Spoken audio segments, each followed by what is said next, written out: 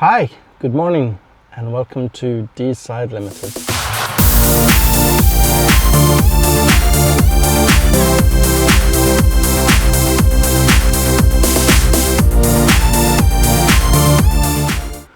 So I was driving to my favourite lockup and I thought, do you know what, today I'm going to sort out my copper. Reese the entrepreneur, of course, would be very proud of me because I've basically been squirreling away all my copper for the past year and a bit, and today's the day where I've decided to weigh it in. It's just one of those little perks of the job, doing bathrooms and plumbing. So I'm going to pretty much see how much I'm going to get and get down to the scrapyard with it. Well, video's next, and I'll catch you later.